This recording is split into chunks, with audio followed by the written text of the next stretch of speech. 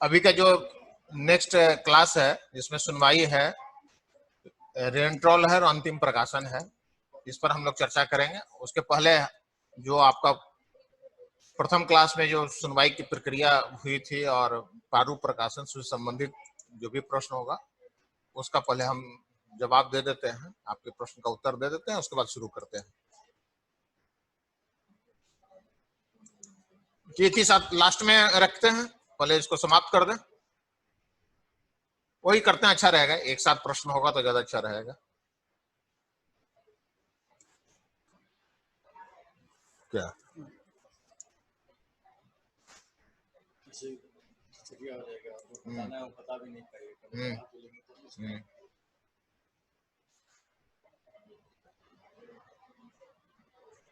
आगे 170 अपने आगे 200 के आसपास आ जाते हैं।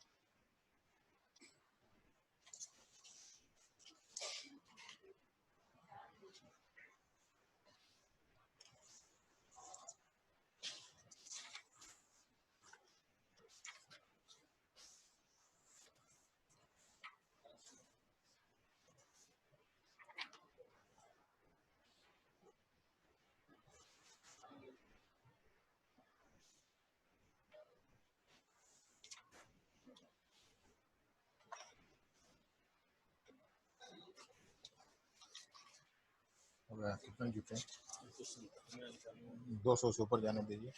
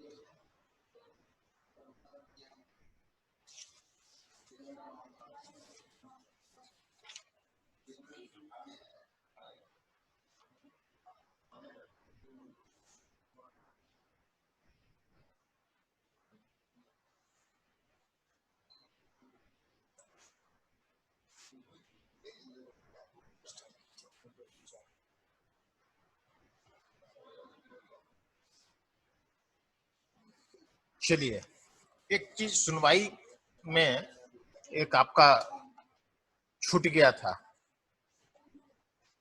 कि राजस्व न्यायालय में केस डायरी का संधारण, क्योंकि आप जब सुनवाई करते हैं कि प्रक्रिया करते हैं तो मान लीजिए कि आज अगला जो डेट डालेंगे तो उसका कहीं एक डायरी होना चाहिए, तो पता नहीं चलेगा कि कौन सा अभिलेख कौन सी आपत्ति की सुनवाई की स्थिति को होनी है। आज इसका संधारण आपके जो शिविर में लिपिक होते हैं उनके द्वारा किया जाता है। तो आप जान लीजिए राजस्व न्यायालय में केस डायरी का संधारण करने का एक तरीका है। ये कहाँ है, कहाँ से आया है, ये भी आपको बता देते हैं। बोर्ड मिसलेनियस रूल 1958 में डायरी संधारण का तरीका दिया हुआ है, प्रावधान है। प्रत्येक राजस्व अधिकारी जो न्यायालय प्रक्रिया करते हैं उनके वादों की सुनवाई, उस प्रक्रिया के अंतर्गत वादों की सुनवाई करते हैं और संबंधित न्यायालय के द्वारा जो सुनवाई की जाती है बोर्ड मिसलेनियस रूल 1958 के नियम 107 के अनुसार केस डायरी का संधारण किए जाने का प्रावधान है। ये आप जान लीजिए। उसमें एक केस डायरी के लिए भी आप मिलेगा आपको पटना में, जहाँ जो अटेंडेंस रजिस्टर वगैरह मिलता है, कोर्ट वगैरह के लिए भी जहाँ पटना सिविल कोर्ट है या आपके यहाँ जिला में जिस जिले में पदस्थापित होंगे वहाँ व्यवहार न्यायालय होगा, वहाँ भी इस तरह की पंजी मिलेगी। फॉर्म 16 करके होती है, फॉर्म M16, तो डेली कॉज लिस्ट होता है जिसमें वो पूरा रहेगा बना हुआ। उसी के अंतर्गत राजस्व पदाधिकारी जो है वो मामला डायरी इसको कहते हैं, इसे मुख्य पृष्ठ के भीतरी भाग में वर्ष भर के अवकाशों को सूची दर्ज कर दी जाएगी। लिपिक को आप देंगे कि भाई किस किस तिथि को, जो कैलेंडर निकलता है राज्य सरकार के द्वारा अवकाश की से संबंधित, उसमें सभी अवकाश को पहले वो लिख देंगे, ताकि अगर आप नेक्स्ट डे अगर आप डालते हैं तो ऐसा नहीं है कि वो भूलवश जो है उस अवकाश को ही तिथि को वो तिथि निर्धारित हो जाए। उसी स्थिति में जब आप रैयत को, आपत्तिकर्ता को आप डेट बता देंगे तो आप उसके बदल नहीं सकते हैं। ऐसा नहीं है कि आप अपनी इच्छा के अनुकूल जो चला गया उसके बाद पुनः उसको चेंज कर अपने ऑर्डर शीट पर उसको डेट बदल दिए, ऐसा नहीं हो सकता है। इस तरह की गलतियों से बचने के लिए आपका व्यवस्था है बोर्ड मिसलेनियस के नियम 107 के अंतर्गत उस केस डायरी का संधारण। आप समझ लीजिए कि उसमें पहले आपने लिपिक को कहेंगे उस रजिस्टर में पहले वर्ष भर में पूरे ईयर में कितनी अवकाश है उसको पहले कर दें, फिर उसके बाद रविवार को भी उसमें अंकित कर दें, और तब पश्चात जो सुनवाई की तारीख होगी वो अवकाश के दिन आप नहीं डालेंगे, या गस्टेड हो या निगेसेबल एक्ट के तहत छुट्टी हो और या रविवार हो, इस तरह का वो नहीं डालेंगे, वो प्रावधान है।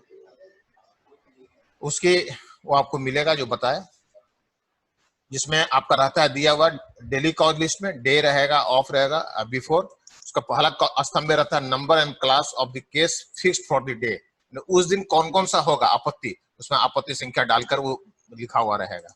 उसके बाद डेट विच एडजर्न उस रखा गया, फिर number and the class of the case fixed for the day, अगला कब डेट होगा वो लिखेगा, डेट टू विच एडजर्न वो रखा जाएगा। इस तरह से वो फॉर्मेट दिया रहता है, उसमें आप संधारण अवश्य करेंगे, तभी आपको पता चलेगा कि अगले मान लीजिए कि आज 10 अप्रैल है, नेक्स्ट 15-20 अप्रैल को कौन कौन सी आपत्तियों की सुनवाई करनी है। वो अगर लिपिक आपका पेशकार अगर नहीं संधारण करेगा तब पता ही नहीं चलेगा कि 20 अप्रैल को कौन कौन सी आपत्तियों की सुनवाई करना है। इसलिए प्रत्येक दिन जैसे ही वो सुनवाई का कार्य समाप्त होती है उसको संध्या में वो अपने अभिलेख के मुताबिक इस डेली कॉज लिस्ट को भी संधारित कर लेगा। ये आवश्यक है। और तभी आप अपने जब आप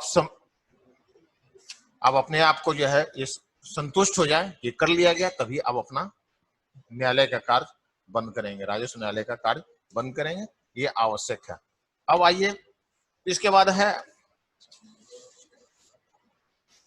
रेंट्रोल, क्योंकि हम आपत्तियां जो 14 में आई थी उसकी सुनवाई कर लिए, उसको निपटारा कर लिए, सारी चीजें पर हम चर्चा कर चुके हैं। जब ये सब समाप्त हो जाता है तो पुनः फिर विश्रांति की द्वितीय चरण में सारी अभिलेख जाएगा, और द्वितीय चरण में भी ये जिला स्तर पर होता है। इस प्रशाखा को खेसरा प्रशाखा बोलते हैं। अभी आपकी जानकारी दे दें, विश्रांति का द्वितीय चरण जो होगा वो खेसरा प्रशाखा होगा। इस खेसरे प्रशाखा में क्या क्या काम होगा जो आपके द्वारा अभिलेख भेजा जाएगा, इसके बारे में आप जानकारी प्राप्त कर लें। खानापुरी पर्चा की प्रविष्टियों के विरुद्ध खानापुरी कार्रवाई के दौरान प्राप्त आपत्ति दावा के संबंध में विशेष सर्वेक्षण कानूनों या विशेष सहायक बंदोबस्त अधिकारी द्वारा पारित आदेशों का आदेश फलक सहित सभी अभिलेख और खानापुरी अधिकार अभिलेख पारू प्रकाशन के विरुद्ध दावों ऑब्लिक आक्षेपों के संबंध में पारित आदेश का जो भी अभिलेख होगा वो आदेश फलक के साथ आप पारू प्रकाशित मानचित्र पूर्व के विभिन्न प्रक्रमों पर पारित आदेश अभिलेख शिविर प्रभारी द्वारा इस शाखा को हस्तगत कराया जाएगा। वो आप सभी अभिलेख को आप उस शाखा को भेज देंगे। आप वो क्या क्या करेंगे, वो क्या करेंगे, पहले प्रपत्र 8 में प्राप्त आपत्तियां दावा का निपटारा किया गया है और उसका तरमीम किया गया है कि नहीं, ये इसकी जांच वहां की जाएगी। कमीन के द्वारा तरमीम किया गया है कि नहीं। प्रपत्र 6 में मानचित्र में उस तरमीम के मुताबिक मानचित्र में संशोधन किया गया था कि नहीं, इसकी भी जांच होती है।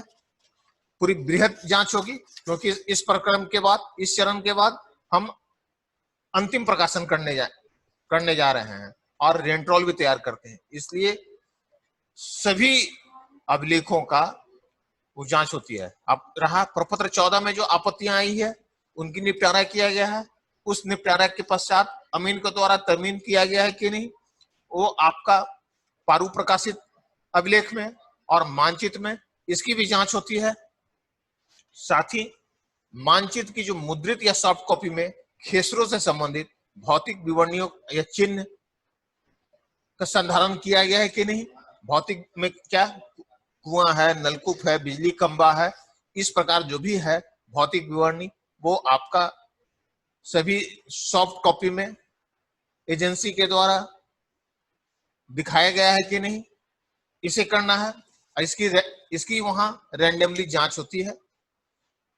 साथ ही प्रपत्र 6 में आपका फसल का कॉलम है 12 से 17 और कॉलम 19 से 23, और प्रपत्र 12 में है कॉलम 8 से 12 तक का जांच किया जाता है, ताकि वो लगान दर तालिका का इसी आधार पर तैयार की जाती है। इसलिए प्रपत्र 6 का सभी कॉलम का फसल के बारे में भी जांच किया जाता है कि जो अमीन उसको संधारित किया सभी कॉलम को भरा है कि नहीं, फसल उसमें डाला है कि नहीं। अगर नहीं डालेगा तो फिर आप यह है।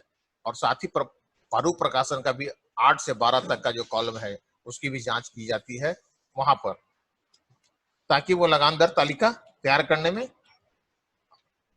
आसान हो।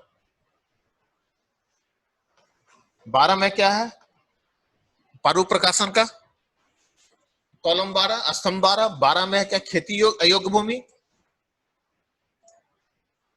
है, और 8 है भदाई अगहनी रबी अन्य और खेती योग्य अयोग्य भूमि। मैंने फसल के अधीन योग्य भूमि कितना है और अयोग्य भूमि क्या है। मैंने 8 से लेकर आपका 11 तक का जो कॉलम है वो फसल के अधीन योग्य भूमि का है। पारू प्रकाशन जब किया जाता है तब, क्योंकि इसी के आधार पर अधिकार अभिलेख का निर्माण करते हैं। साथ ही आपको है ये 12 कैसे बनता है भाई, जब 6 तैयार हो जाता है और 5 उसी से भी 12 तैयार किया जाता है। इस प्रकार इसकी भी वहां जांच की जाती है। अधिकार अभिलेख को उसके अंतिम प्रकाशन के पूर्व रैयतों के नाम का नाम हिंदी के ब्रन क्रमानुसार अ से लेकर ग तक का उसको व्यवस्थित किया जाता है।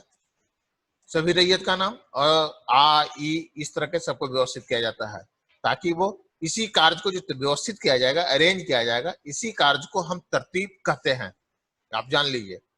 ये भी वहां विश्रांति के द्वितीय चरण में उसको ठीक किया जाता है। और समुचित जांच पड़ताल और तुलना के बाद विश्रांति के सभी प्रभारी सहायक बंदोबस्त अधिकारी हस्ताक्षरित कर नई तेरी और खेसरा पंजी का तैयार करते हैं। इस तरह से जब हो जाएगा तो आपका नया तेरी प्रपत्र 18 और 19 तैयार किया जाएगा। तत्पश्चात आपका नया 18-19 बन गया, तब आगे आपका फिर लगान दर तालिका का कार्य किया जाएगा। लगान दर तालिका तैयार करने के लिए बिहार विशेष सर्वेक्षण नियमावली 2012 के नियम 14 उप नियम 5 का में आपका लगान की दर राज्य सरकार के द्वारा विनिश्चित कर दी गई है। ये आप इस बात को समझ लें, क्योंकि हमारा ये एक्ट में था, एक्ट में वो क्लियर है। 20 धारा 20 में कहता है क्या, उसका उपधारा 4 कि बंदोबस्ती का जो लगान दर तालिका है का प्रकाशन और संशोधन, उसकी जो है वो दर तालिका जो तैयार किया जाएगा वो राज्य सरकार के द्वारा वो विनिश्चित किया जाएगा। तो इसी के लिए राज्य सरकार संशोधन जो हुआ 2019 में, उसमें आपका अधिकार अभिलेख के प्रारूप प्रकाशन के उपरांत राज्य सरकार के द्वारा लगान किस दर में होगा उसको विनिश्चित कर दिया गया। आप बासगित की जमीन अगर है 1 रुपये प्रति डिसमिल, कृषि योग्य भूमि है तो 75 पैसे प्रति डिसमिल, मैंने 75 रुपये प्रति एकड़, 100 रुपये प्रति एकड़ बास की भूमि, भीट की भूमियां है तो 60 रुपये प्रति डिसमिल, चौड़ दियारा पथरेली बलुआही जमीन है तो वहां 50 रुपये प्रति डिसमिल, 50 पैसे प्रति डिसमिल। विभिन्न सरकारी और सरकार के द्वारा नियंत्रित विभागों की भूमि, आप इतना जान लें, जो राजस्व विभाग के अलावे किसी अन्य विभाग, हेल्थ है, एजुकेशन है, पीडब्ल्यूडी है, अगर सभी की जमीन है और वो हमारे क्या है, राजस्व विभाग के वो रैयत है, खतियान में क्या है, वो रैयत के रूप में उनको ट्रीट किया जाता है। क्योंकि अगर आपको ये पता होना चाहिए कि Bihar public land encroachment act 1956 में भी प्रावधान है, यदि किसी विभाग की जमीन पर अगर अतिक्रमण है तो अंचल अधिकारी के न्यायालय में वो विभाग के द्वारा आवेदन पत्र दिया जाएगा अतिक्रमण के संबंध में। क्यों? इसलिए कि वो रैयत है वहां, इसलिए अपनी जमीन में उनकी अतिक्रमण होती है, इसलिए अंचल अधिकारी के न्यायालय में आकर आवेदन पत्र देते हैं। तब अंचल अधिकारी उसका अभिलेख खोलकर सूचना पक्षकार को सूचना निर्गत कर उससे साक्ष्य लेते हैं, कारण परीक्षा करते हैं, तब अतिक्रमण हटाने का आदेश पारित करते हैं। उसी प्रकार यहाँ लगान दर तालिका भी विभिन्न सरकारी एवं सरकार द्वारा नियंत्रित विभागों की भूमि के लिए भी 1 रुपये प्रति एकड़ एक नॉमिनल रखा गया है, ताकि वो देय होगा जो है। शहरी क्षेत्र की अगर भूमि है, अगर मान लीजिए अभी हम लोग ग्रामीण क्षेत्र में कह रहे हैं, अगर नगर निकाय में अगर सर्वे होगी तो 5 रुपये प्रति डिसमिल की दर से वो निर्धारित की गई है। साथ ही बहुत सी प्लॉट ऐसा मिलेगा जिसमें एग्रीकल्चर लैंड है, गांव में, ग्रामीण क्षेत्रों में, अशेष में वो व्यवसाय कर रहा है। तो क्या हुआ, क्या भाई कि वो कृषि योग्य भूमि को सम परिवर्तन कराकर, एक सम परिवर्तन का भी अधिनियम आया है, बिहार कृषि भूमि गैर कृषि प्रयोजनों के लिए अधिनियम 2010, उसके तहत वो अनुमंडल पदाधिकारी के यहाँ जो लोग व्यवसाय करना चाहते हैं उसमें आवेदन पत्र देंगे, अंचल अधिकारी से प्रतिवेदन लिया जाएगा, तत्पश्चात जो है वो प्रक्रिया है उस अधिनियम के तहत उसकी लगान तय की जाती है, उसका लगान अलग होता है। तो उस स्थिति में उसी के आलोक में वहां आपके यहाँ जब इस तरह का आएगा तो आप अभिलेख में, खसरा पंजी में और लगान दर तालिका में भी अंकित करेंगे। यदि व्यावसायिक उपयोग से संबंधित जमीन को भविष्य में व्यावसायिक प्रयोजन में नहीं लाया जा रहा है, वो व्यावसायिक करना बंद कर दिया, तो उस स्थिति में ये जो लगान उस समय जो तय की गई है अनुमंडल पदाधिकारी के द्वारा, उसे मुक्त कर दिया जाएगा और जो उसका वास्तविक उपयोग होगा एग्रीकल्चर का लैंड होगा, वही लगेगा। क्योंकि आपको पता ही है कि जो अधिकार अभिलेख बनेगी उसकी डिजिटल प्रारूप में रहेगा, अभिलेखों का संधारण होना है, यह हमारे एक्ट में प्रावधान है। बिहार विशेष सर्वेक्षण एवं बंदोबस्त अधिनियम 2011 की धारा 14 में स्पष्ट है कि डिजिटल प्रारूप में अभिलेखों का संधारण किया जाएगा। जब अंतिम प्रकाशन हो जाएगी तो इसका आप जो भी ये हो रहा है, सारी लैंड सॉफ्टवेयर जो है, मैनेजमेंट जो है, उसके तहत ही सारा स्कैन एंट्री करके डाटा रखा जाएगा, उसी के माध्यम से 18-19 बनेगा, फिर 20 में अंतिम प्रकाशन 4 प्रति में निकलेगी। इस प्रकार वो डिजिटल में रहेगा तो इसलिए वो आसान हो जाएगा कि जहां आप पाए कि एग्रीकल्चर इसकी नॉन एग्रीकल्चर के रूप में वो प्लॉट उपयोग में आ रहा था, तो उसका अनुमंडल पदाधिकारी का जो लगान तय की गई थी वो आप यहाँ दर्ज करेंगे। यदि माली व्यवसाय करना बंद कर दिया तो इस स्थिति में क्या होगा भाई, वो वास्तविक रूप में चला आएगा। साथ ही आपको जानकारी के लिए बता देना चाह रहे हैं कि पूर्व में जो हमारे यहाँ रिविजन सर्वे हुई थी या कैडेस्ट्रल सर्वे हुआ था, तो बिहार काश्तकारी अधिनियम की अध्याय 10 की धारा 101 से लेकर 115 क तक सर्वेक्षण एवं बंदोबस्त का सारी तरीका दिया हुआ था। उसी के तहत लगान के निर्धारण किया जाता था और उस समय जो लगान की निर्धारण की प्रक्रिया थी वो भूमि के उत्पादकता के आधार पर थी, जितनी उपज के आधार पर। उस समय जो खतियान बना था रिविजनल में, उसमें क्या था भाई, धनहर 1, धनहर 2, धनहर 3, फिर भीट 1, भीट 2, फिर इस तरह से वो वर्गीकरण किया था, बाग बगीचा करके अलग अलग वो वर्गीकरण किया गया था और सबका लगान अलग तय हुई थी। कहीं अगर मान लीजिए कोई उदाहरण के तौर पर कोई जिला समस्तीपुर है, वहां की जमीन की धनहर जमीन के रेंट अलग था तो भोजपुर का अलग था। और साथ ही जो उपज होती थी और उसका बाजार मूल्य मारूफगंज या पूर्णिया का गुलाब बाग में जो रेट होता था उसका आधार पर उसका निकाल कर जो है वो तय किया जाता था। इस प्रक्रिया में भी काफी समय लगता था। समय लगने से आपको ये जानकारी होगी कि बहुत से जिलों में सर्वेक्षण का काम हो गया और बंदोबस्त का काम नहीं हुआ। बंदोबस्त मीन्स क्या है, सर्वेक्षण माने मैप मेकिंग और उसकी एडजुडिकेशन मैंने सुनवाई की प्रक्रिया करके जो अधिकार अभिलेख बनाते हैं, वहां तक सर्वेक्षण का काम हुआ। जैसे ही लगान की प्रक्रिया आप कर लेते हैं तो बंदोबस्त का कार्य हो गया। ये तब जाकर सर्वेक्षण एवं बंदोबस्त कहा जाता है, समझ गए। तो उस समय उसी उपज के आधार पर किया था तो समय लगता था, इसलिए इस एक्ट में एक व्यवस्था किया गया कि अब तो सभी जगह खेती एक समान होती है, सभी धनहर है, भीट है, सिंचाई की सुविधा है, बोरिंग की सुविधा है। अब पहले वाली बात नहीं है कि वर्षा आधारित हो या नहर के आधार पर नहरी क्षेत्र है, अब बाकी इस तरह का था, अब तो एक समान है। इसलिए एक राज्य सरकार तय की कि हम लगान अपने स्तर से तय कर देंगे, उस हिसाब से जब सर्वे हो जाएगा तो बंदोबस्त की प्रक्रिया इसी नियम 14 उपनियम 5 के तहत लगानदार तालिका का किया जाएगा। और जब लगान बन जाता है तो उसके बाद संबंधित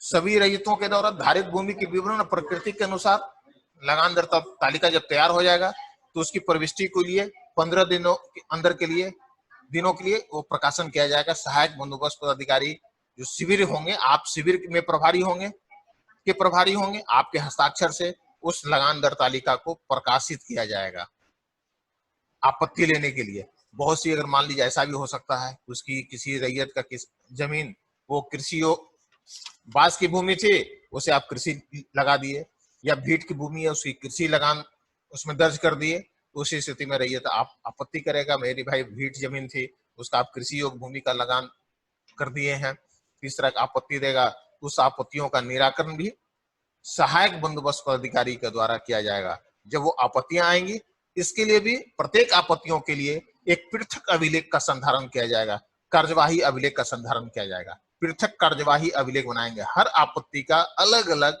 कार्यवाही अभिलेख आप बनाइएगा, संधारण कीजिएगा, वो आपका दायित्व है करना। और ये किया जाएगा इसी 14(5) के 3 के अंतर्गत आपको पृथक कार्यवाही अभिलेख प्रत्येक आपत्ति का कीजिएगा।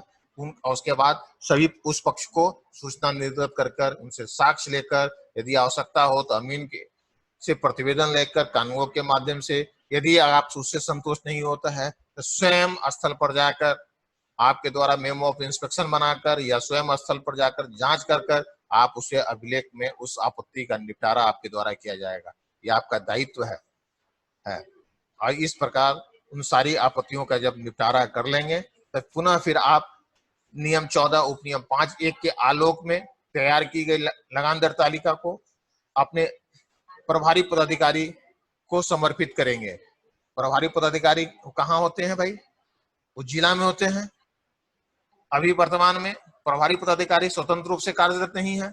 जिले में जो अपर संभारता है राजस्व, वही प्रभारी पदाधिकारी का भी प्रभार में है, या संबंधित बंदोबस्त पदाधिकारी संभारता महोदय किसी अन्य पदाधिकारियों को भी प्रभारी पदाधिकारी का प्रभार दे देते हैं।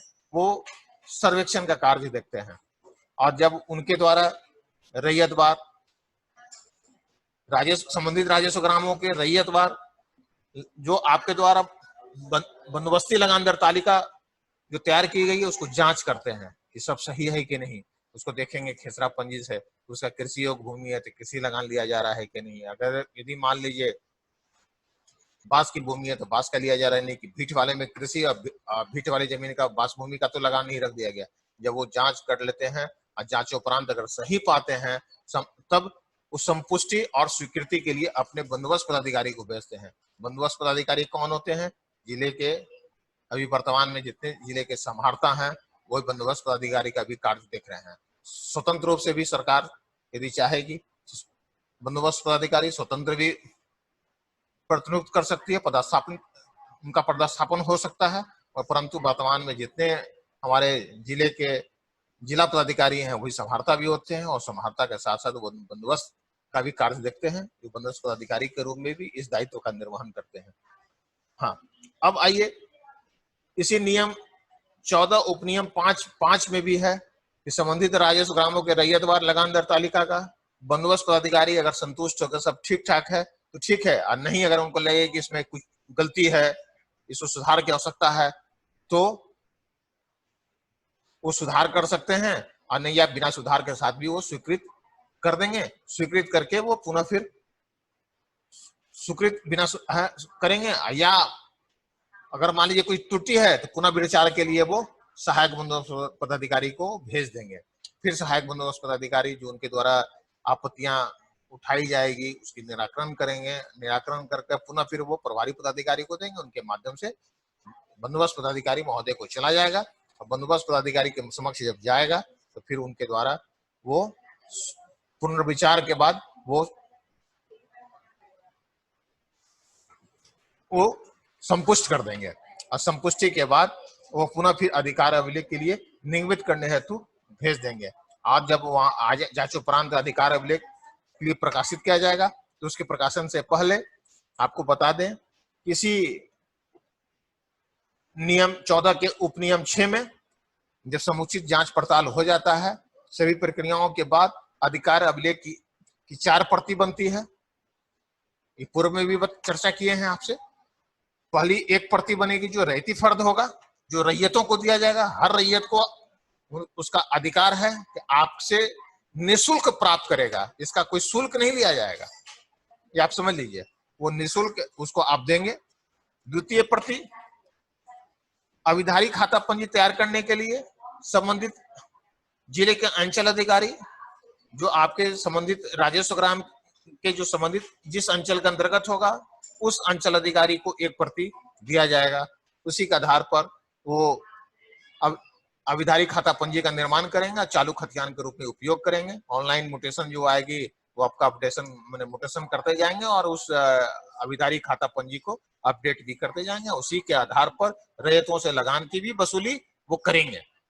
ये अंचल अधिकारी के यहाँ चला गया। तीसरी प्रति जो मालकी फर्द है, मालकी फर्द वो जिला के संभारता महोदय को जाएगा। जो जिला के संभारता महोदय को जब जाएगा वही प्रति जो है जिला अभिलेखागार में रखा रहता है। जहां किसी भी रैयत को जरूरत होती है, अभी वर्तमान में पूर्व में भी कंडस्ट्रल सर्वे हुआ था या रिविजन सर्वे, उस समय भी जो मालकी फर्द बनी थी उसी जिले के संभारता को सुपुर्द किया जाता है। वो अपने यहाँ उनके समरणालय के अंदर जो अभिलेखागार होता है वहां उस अधिकार अभिलेख को रखा गया था। कैडेस्ट्रल सर्वे या रिविजन सर्वे का खतियान अभी भी उपलब्ध है। किसी को आवश्यकता होती है तो वो अपना चिरकुट फाइल करते हैं और अपने खाते की या किसी भी खाते की अगर जरूरत है चिरकुट फाइल करके उसकी सच्ची प्रतिलिपि प्राप्त करते हैं। वो सच्ची प्रतिलिपि उसी रिकॉर्ड मैनुअल 1961 के तहत निर्गत किया जाता है अभिलेखागार से, वो शुल्क लेते हुए जो है उसकी आपका चिरकुट जो फाइल होती है उसमें भी स्टाम्प लगता है, नॉन जुडिशियल स्टाम्प, 2.5 रुपए की लगती है। उस हिसाब से वो जो प्रक्रिया है वहां के प्रधान लिपिक ही वो उसके लिए सक्षम है। सिर्फ चिरकुट पर जो अभिलेखागार के प्रभारी पदाधिकारी होते हैं उनके द्वारा हस्ताक्षर किया जाता है। उनकी अनुमति के पश्चात वहां के प्रधान सहायक अभिलेखागार के वो उनके द्वारा निर्गत किया जाता है। एक आदमी लिखते हैं, दूसरा आदमी तुलना करते हैं और तीसरे जो अभिलेखागार के प्रभारी पदाधिकारी माने प्रधान लिपिक के द्वारा निर्गत किया जाता है। तो आपकी जानकारी के लिए दे दिए। चौथी प्रति जो बनेगी वो आपका प्रशिक्षण और भावी निदेश हेतु निदेशक भू अभिलेख परिमाप निदेशालय को भेजते हैं। समझ लीजिए। तो अब तो हमारा ये अभिलेख बनेगा, ये तो डिजिटल फॉर्म में रहेगा, तो सॉफ्टवेयर के माध्यम से हमारे निदेशक महोदय को जिला बंदोबस्त पदाधिकारी उपलब्ध करा देंगे। इस प्रकार हमारा ये खतियान बन गया। जब बन जाता है तब बना, उसके बाद उनके द्वारा ये है, ये तो बनने के बाद जब वो आपको थोड़ा सा है नियमावली के नियम 16 के अधीन अधिकार अभिलेख अंतिम प्रकाशन के बाद उसको राज्य सरकार के द्वारा अधिसूचित कर दिया जाएगा, तब 4 प्रति बनकर सभी चारों जगह जाएगा। उसके पहले क्या करते हैं वो रेंट जो है अंतिम प्रकाशन के करते हैं बंदोबस्त पदाधिकारी, और जो आपत्ति आती है उसकी सुनवाई किया जाता है। वो आपत्ति जो है प्रपत्र किस में आएगा, उसकी सुनवाई कौन करेंगे, उप संहारता भूमि सुधार स्तर के पदाधिकारी। जो ये पदाधिकारी इस लेवल के, कहने का मतलब है कि ये डिस्लर रैंक के पदाधिकारी होंगे, इसकी नोटिफाइड होंगे राज्य सरकार के द्वारा। राजस्व विभाग वो अपना प्रपोजल बना के देगा और जीएडी जो है वो अपने निर्देश राज्य सरकार सीधे भी वहां पदस्थापित कर सकता है या उस जिले के जो पदाधिकारी हैं उसे नामित कर देंगे इन आपत्तियों को निपटारा करने हेतु। इसलिए अधिसूचित किया जाता है और ये इन जो आपत्तियां आएगी वो 90 दिनों में उनके द्वारा निष्पादन किया जाएगा। और जब निष्पादन करने के बाद वही नियम 16 के अंतर्गत अधिकार अभिलेख अंतिम प्रकाशन के पश्चात राज्य सरकार के द्वारा ये निश्चयात्मक साक्ष्य हेतु वो आपका अधिसूचना जारी कर देंगे और चारों प्रति जो है रैयतों को, अंचल अधिकारी को, संहारता को और निर्देशक को दे दिया जाएगा। इस प्रकार ये तैयार हो गया। और जो साथ ही और जो नियम 7 में जो अधिकार अभिलेख मानचित्र होगा सॉफ्ट प्रति भी जो निदेशालय स्तर पर संरक्षित रखा जाएगा। और ऐसे जो है यही है, अगर कोई व्यक्ति चाहता है इसको अगर मानचित्र तो उसे भी जो है गुलजार बाग के माध्यम से या प्लॉटर के माध्यम से जो निदेशालय स्तर से एक नियत शुल्क तय की जाती है, उस शुल्क के आधार पर भी उसे विक्रय किया जाता है। या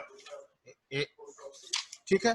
साथ ही एक जगह और आपको बता देना चाह रहे हैं कि खानापुरी अधिकार अभिलेख का जब प्रारूप प्रकाशन करते हैं तो उस समय 12 में उसके साथ साथ मानचित्र का भी प्रकाशन किया जाता है। तो उस मानचित्र को कोई रैयत अगर चाहता है कि आपको कि मुझे चाहिए वो मानचित्र, तो उसके लिए निदेशक भू अभिलेख परिमाप निदेशालय के द्वारा एक फी नियत की गई है, जो अभी वर्तमान में भी आप अंचल कार्यालय या जिला में जो प्लॉटर मशीन लगी हुई है या गुलजार बाग में उसकी एक फी है, एक फी देते हैं, शुल्क देकर आप मानचित्र प्राप्त करते हैं।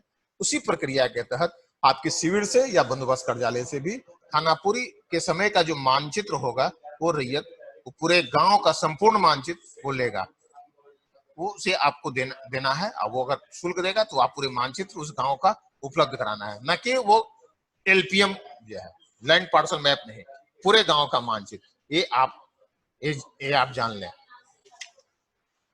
यही है आपका अंतिम प्रकाशन तक का स्थिति।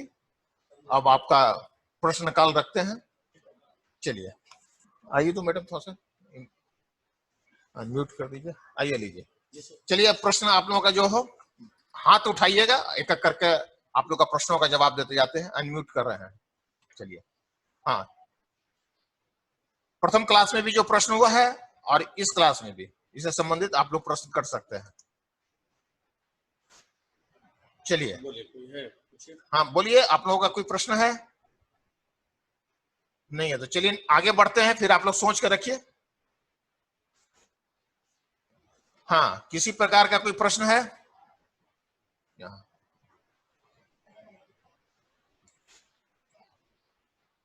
नाम पूछिए। हाँ, पहले नाम आपका सर क्या हुआ? मैं अवनीश कुमार सर। बोलिए अविनेश जी, क्या प्रश्न है आपका? सर सपोज एक कोई रैयत जैसे वो सिकमी खाता में आता है, ये तो उसको जो जमीन सिकमी मतलब जो उसके नाम से सिकमी जमीन है, वो जमीन को कुछ दिन जोतने के बाद, चाहे जो अभी पता नहीं है ये, वो मान लीजिए बेच दिया उस जमीन को, तो बेच देने के बाद जिसको वो बेचा गया, क्या वो मतलब वो लीगल रूप से उस जमीन को ये कर सकता है? नहीं भाई, वो कैसे बेच सकता है? क्योंकि गलत है सिकमी ना, जमीन को बेचा नहीं जा सकता, यही एकदम चीज नहीं है। बेचा सकता है, किसी भी स्थिति में नहीं बेचा जा सकता है। जी सर, और ठीक है। जब सिकमी रैयत है और आपके यहाँ खाता के लिए आवेदन कर रहा है, तो पहले जी उसको अंचल अधिकारी के यहाँ आवेदन पत्र देकर जी 48D में लगान का निर्धारण कराना होगा। और उसके लिए आवेदन पत्र है, आपको पूर्व में बताया, वो आवेदन पत्र भर के देगा। अंचल अधिकारी अपने राजस्व कर्मचारी के माध्यम से वो प्रतिवेदन जी सर। लेंगे, और राजस्व अधिकारी अभी हैं, उनके माध्यम से प्रतिवेदन लेकर अब वो अनुशंसा के साथ उप समार्ता भूमि सुधार को भेजेंगे और लगान का निर्धारण होगा। तो लगान लेंगे तब जाकर वो रैयत रहती अधिकार होगा, ऑक्युपेंसी रैयत के रूप में घोषित होंगे, तब जाकर उनका खाता का आप खोलेंगे। यदि मान सर लीजिए कि वो ये काम को नहीं करता है और वहां दर रैयत के रूप में अगर दर्ज है, तो जी सर। उनके वंशज का जो हो गया वो डेथ कर गया, अगर उसके उत्तराधिकारी है तो उसका नाम दर्ज होगा। यदि मान लीजिए वो स्वयं जीवित है तो उसी का नाम वो सही उसी तरह प्रकार से रह जाएगा। सर यदि वो बेच दिया है और वो खुद जीवित नहीं हो, नहीं या तो फिर वो बेच दे किसी तो तरह से वो तो जिस रैयत का है उसके पास वापस हो जाएगा। जो चलिए, मतलब जो एक्चुअली वो उस जमीन का मतलब मालिक था पहले, उसके पास वापस उस हो जाएगा, जी सर, उसी थैंक यू तरह सर। का। चलिए नेक्स्ट, कोई प्रश्न आप लोगों का कोई है? चलिए तो फिर मिलते हैं, आगे बढ़ते हैं। चलिए, हाँ, इंद्रजीत जी का प्रश्न है।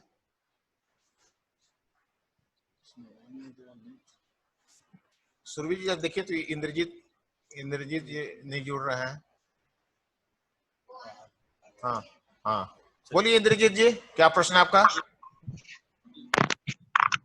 सर एक बात सर, जैसे अभी जो भी एएसओ के रोल्स एंड रिस्पॉन्सिबिलिटी के बारे में जो चर्चा हो रही है सर, हाँ, तो ये रोल एंड रिस्पॉन्सिबिलिटी पे अब जैसे एक मैंने पिछले बार क्वेश्चन करा था, लेकिन शायद मेरा आवाज स्पष्ट हो नहीं पाया था। बोलिए, जैसे पूछिए। बहुत लोगों के पास जैसे फॉर एग्जांपल जैसे म्यूटेशन उन्होंने करवाया, या फिर अगर खानदानी जमीन है तो उसका तो सर म्यूटेशन होता नहीं है, किसी किसी के नाम पे होता है, उसका रसीद उसका कट रहा है, मतलब लगान रसीद उसके पास है सर, राइट?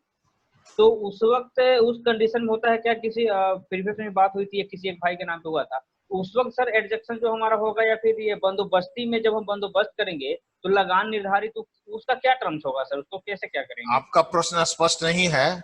आप जब कह रहे हैं कि गत अधिकार अभिलेख में उसके दादा परदादा के नाम से था, अब वर्तमान में जवंदी चल रही है, इसका मतलब कि उसी अधिकार अभिलेख के नहीं नहीं नहीं वंशज। नहीं, अभी नहीं नहीं, हाँ बोलिए।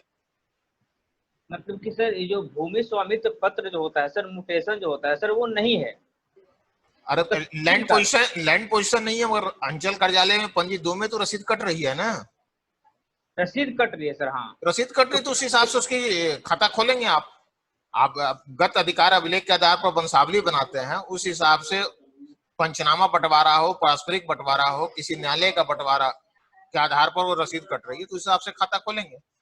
चलिए नेक्स्ट सर एक और क्वेश्चन। बात सर, एक हाँ और बात सर, हाँ, जैसे बोलिए। हमारा sir role and responsibility sir बताया जा रहा है, लेकिन जैसे सर हम लोग जो अपॉइंट होंगे, हमारा क्या अधिकार क्षेत्र होगा और कैसे क्या, मतलब जो इनिशियल स्टेज जो होगा सर, हम लोग को जहाँ पे जाके अपॉइंट होंगे, कार्य कार्य मतलब हम लोग सर जैसे सेमिनार बना तब से कार्य कैसे डिस्प्यूट करना है, आई नो इसके बारे में मुझे सारा जानकारी है सर, आप सारी मुझे बताएं। सारी चीजें आपको पूर्व के इसका इससे ये पता चलता है कि पूर्व के क्लास में आप नहीं थे। यदि नहीं आप नहीं मैं होते तो आपको एसओ का रोल एंड रिस्पॉन्सिबिलिटी शुरू से बताया गया है, जिस दिन उद्घोषणा नहीं से लेकर अंतिम प्रकाशन तक। सर, रोल एंड घोषणा, रिस्पॉन्सिबिलिटी के बारे में मैं जानता हूँ सर, आप मैं कह रहा हूँ योगदान सर कि जैसे आप मेरे यहाँ योगदान करेंगे, योगदान करने के बाद आपको जिला में पदस्थापन किया जाएगा।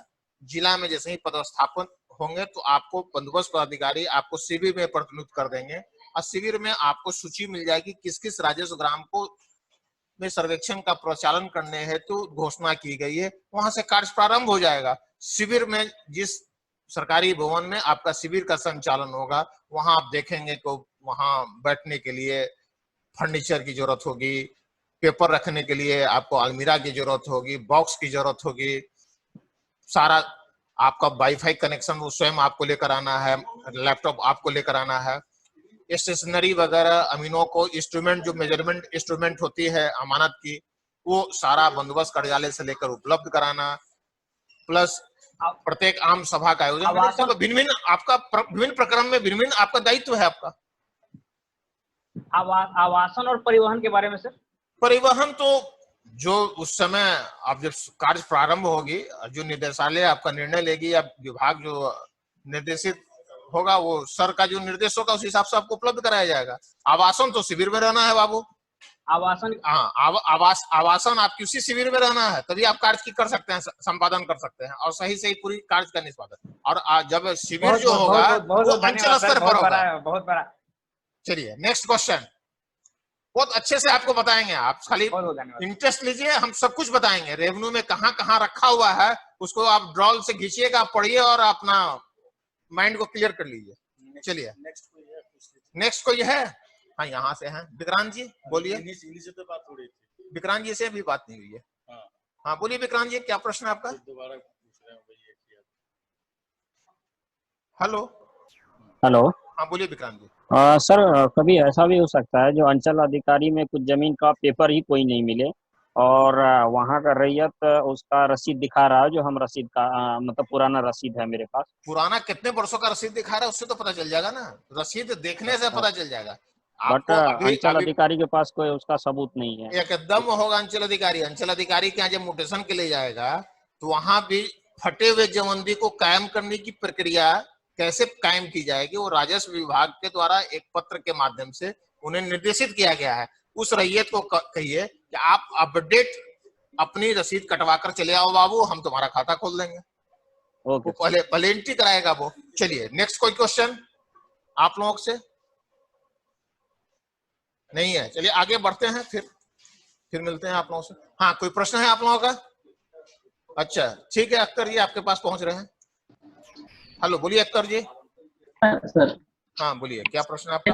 था कि सर के द्वारा पिछले क्लास में बताया गया था कि 2 क्वेश्चन सर करेंगे। पहला क्वेश्चन आज के सवाल क्लास के अनुसार कि सर के द्वारा कहा गया कि आपको शिविर मतलब जब कहीं मामला फंसेगा तो उसको आप पॉइंट वाइज जाकर के, अगर एक ही शिविर में 2 दिन 4 दिन इस तरह से होगा सर तो मेरा तो टाइम इन्वेस्ट होगा। सर मैं अपने ढंग से सर, हाँ बोलिए, एक शिविर का ही तो प्रभारी आप हैं। सर मैं बता रहा हूँ, मतलब 20 मौजा मतलब 20 गांव जो हमको दिया जाएगा। हाँ। तो सर मैं एक अपने ढंग से अपने तरह से, जैसे कि टूर प्रोग्राम होता है सर, एक टूर प्रोग्राम होता है, टूर प्रोग्राम 30 दिन का तैयार करेंगे। मेरे पास 20 मौजा है, 20 गांव है सर, तो अपने ढंग से एक पहला मीटिंग अटेंड करने के बाद एएसओ अमीन के साथ मीटिंग अटेंड करेगा, उनके बाद अपना टूर प्रोग्राम तैयार करके, क्या सर मैं अपने ढंग से उसको उस डेट फिक्स रहेगा कि इस डेट उसको पहले ही पता चल जाएगा, क्योंकि सर कोई भी आवेदन करेगा तो सर वो कम से कम ये है कि 1 सप्ताह पहले आवेदन करेगा। 20 दिन 20 ही गाँव है तो कम से कम 20 दिन वो आवेदन करेगा, 10 दिन मेरे पास बाकी है, तो उसका सर अगले डेट में मैं इस 1 महीने का जो टूर प्रोग्राम मैं घोषित कर दूंगा, तो सब अमीन को ये पता हो जाएगा कि सर हमारे यहाँ आएंगे, जो जितना भी रहेगा उनके यहाँ का मैं अपने से दूर कर सकता हूँ सर। ये सारी मैनेजमेंट करना आपका स्वतंत्रता है। आप टूर प्रोग्राम बनाकर प्लान कर जो है आप अपने आपत्तियों की सुनवाई करें, उस सब आपके विवेक के अधीन है, आपकी स्वतंत्रता है। कहीं भी कोई इसमें हस्तक्षेप आपको नहीं करने जा रहा है। सर दूसरा क्वेश्चन सर, दूसरा है सर के द्वारा सारा वीडियो में एक सर वसीयत होता है, विल होता है सर। हाँ आज तक हम लोग पढ़े हैं सर कि जो पहले किया गया जिसका डॉक्यूमेंट है वो क्या कहते हैं उनका होगा, लेकिन सर वसीयत में एक्ट 1908 के तहत रजिस्ट्रेशन एक्ट है, मैं रजिस्ट्री ऑफिस में हूँ सर, उनका एक्ट है कि वसीयत अंतिम वसीयत मान्य होगा। ठीक है, अगर एक व्यक्ति का, कि वसीयत 2 आदमी के नाम से भी हो सकता है सर, पहला वसीयत किसी के नाम से किया, अंतिम वसीयत उसमें ये रूल सर लागू होगा कि पहला वसीयत उसका मान्य नहीं होगा अगर उस परिस्थिति में उस वसीयत दमा से 1 डिसमल, अगर 5 एकड़ या 10 एकड़ जो भी, उसमें से अगर 1 डिसमल जमीन भी बिक्री कर दी जाती है तो वो उनका जो वसीयत है वो टूट गया और वो वसीयत मान्य नहीं होगा। इस चीज का हर एक एसओ ध्यान रखेगी, क्योंकि वसीयत में सबसे बड़ा मैटर फंसता है। अख्तर जी आप इस बात से सभी आपस में ग्रुप में बात कीजिए, इसीलिए ना प्रोवेट किया जाता है। प्रोवेट क्यों किया जाता है? सर, जब सर, सर। वसीयतकर्ता का देहांत हो जाती है तो वसीयतदार सर। जो ही जाते हैं। अब वसीयतदार सर, की सर। लायबिलिटीज होती है जाकर सिद्ध करना कि अमुक वसीयतकर्ता मुझे वसीयत किए हैं, और सर। जो वहां प्रोवेट होती है न्यायालय में, सक्षम न्यायालय में, सर। इसी प्रोवेट को ही शासकीय सबूत के रूप में अपनाया जाता है। वो सच्ची सर, प्रतिलिपि सर। देगा तभी मान्य होगी। तो इसीलिए वो सब जी, जी, प्रक्रिया जी। अपनाई जाती है, वो विस्तृत है। सर। इस संक्षिप्त जी, में जी। आपसे हम शेयर किए। बाकी सर, आपको सर। विशेष रूप से जानकारी के लिए इंडियन सक्सेशन एक्ट, जो है हिंदू सक्सेशन एक्ट, इंडियन जी, सक्सेशन जी। एक्ट जो है ना, वो आपको करना होगा। 1925, सर। 1956 ये सबको जी, आपको जी, जी। पढ़ना होगा, तब आपकी जानकारी मिलेगी। सर। चलिए नेक्स्ट क्वेश्चन कोई सर, है तो? Sir. Okay sir, okay sir. Next कोई है? नहीं है, चलिए आगे बढ़ते हैं। हाँ, आप लोगों के इसमें कोई, हाँ यहाँ है, गरिमा किशोर प्रश्न करना चाह रही हैं। बोलिए गरिमा जी, क्या प्रश्न आपका? सर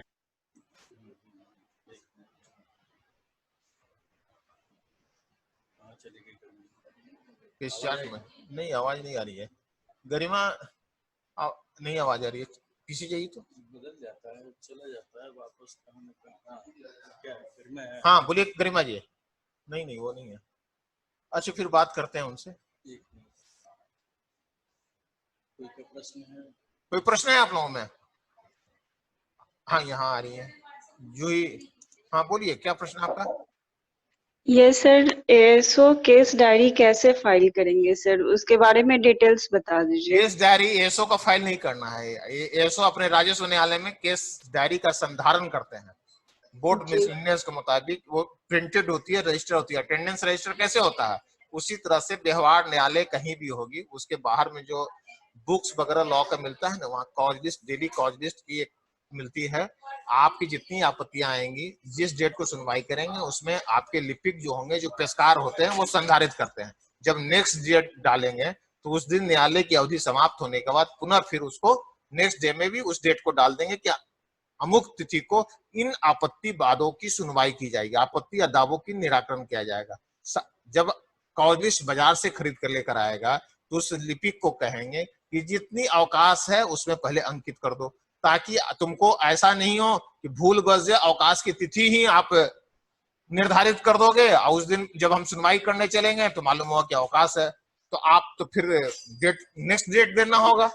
तो इसकी सुनिश्चित करने के लिए उसमें निर्धारित किया जाता है, केस डायरी का संधारण किया जाता है, वो लिपिक के द्वारा, पेशकार के द्वारा, सिर्फ आपके देखरेख में। वो प्रिंटेड कॉपी होती है।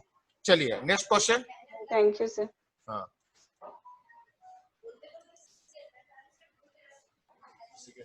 और कोई प्रश्न नहीं है आप लोगों में? आगे है, चलिए। कोई प्रश्न आप लोगों में नहीं है, चलिए आगे। कोई प्रश्न है आप लोगों में? हाँ, आनंद जी का प्रश्न लगता है। सर नमस्कार। नमस्ते, बोलिए। सर मेरा प्रश्न था कि अधिकार अभिलेख में जितने भी दस्तावेज रैयत के द्वारा दिए जाएंगे, उसमें लगान रसीद की प्रायोरिटी किस लेवल पे है? एकदम अद्यतन, 1-2 साल एकदम अद्यतन रहेगा तो आपको लेटेस्ट पोजीशन और उसके स्वामित्व का ही पता चलेगा। तो अगर हमें वो लगान रसीद और एलपीसी अगर वो प्रोवाइड करते हैं और बोलते हैं कि मेरी रजिस्ट्री कहीं जल गई, गुम गई, बह गई पानी उनी में, ऐसा कुछ अगर भैया कहिए उसको कि जाकर निबंधन कार्यालय से सच्ची प्रतिलिपि ले आओ। अच्छा, लेकिन अगर लगान रसीद और एलपीसी हो तो उसको हम प्रोसीड करने में कोई दिक्कत है क्या? लगान रसीद और एलपीसी होने पे यदि आप अंचल कार्यालय का जो पंजी 2 भी आप लेते हैं सॉफ्ट कॉपी, उससे भी मिलान कर लीजिए, उसका सब कुछ है। और संतुष्ट हो ले, मगर प्रयास करें कि उस किस जितना ज्यादा स्वामित्व दे रहा है वो। साथ ही एक चीज आपको छूट गया जी, अमीन जो यादाश्त पंजी का संधारण करेंगे, यादाश्त पारित करने के क्रम में स्वामित्व के लिए जो भी आधार के रूप में वो दस्तावेज देंगे, उसको बंडल बनाएंगे, संपत्ति संख्या और वर्ष डालकर उसको एक जगह सुरक्षित रखेंगे, और उसे अंत में जो जिला बंदोबस्त कार्यालय में अभिलेखागार होता है वहां जाकर जमा करना होगा।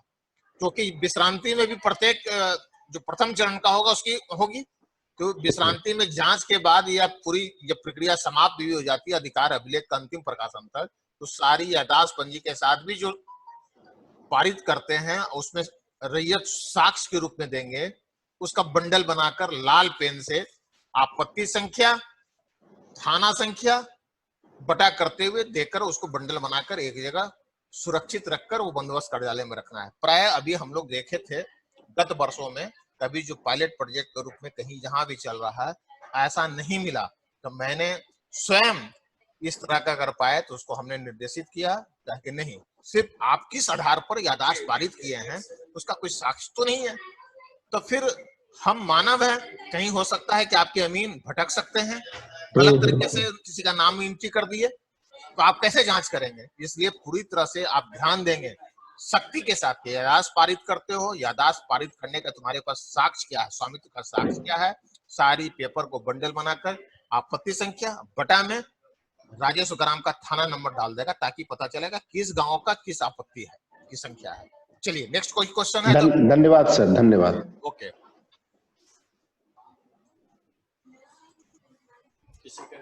और कोई प्रश्न है आप लोगों के में?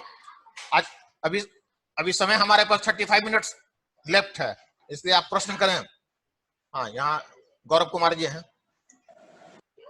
सर मेरा एक सवाल था सर। हाँ पूछिए। सर प्रपत्र 7 का जो सर मतलब खानापुरी पर्चा है, अगर वो लेने से इनकार कर देते हैं, उनके कोई भी मतलब उनके अपने पड़ोसी ले, सर जो हम प्रतिवेदन के लिए सर जो आप बोले कि चौकीदार, अगर कोई सर अगर साइन नहीं करता है, कोई एक्सेप्टेंस नहीं देता है, तो फिर हम उस केस में क्या करेंगे? मान लीजिए उसी स्थिति में आपको बता दें, पहले सीपीसी का ही बता देते हैं। उसी स्थिति में आप उसके जो मुख्य दरवाजा है या दीवार है वहां चिपका देंगे।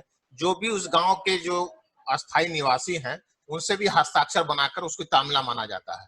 साथ ही वर्तमान में अब तो सबके पास मोबाइल युक्त, जो कैमरा युक्त मोबाइल है, वो अपना चिपकाते हुए उसके दरवाजे पर उसका मोबाइल से फोटो ले लिया, उसकी भी प्रिंट लगाकर अभिलेख का पार्ट बना सकते हैं।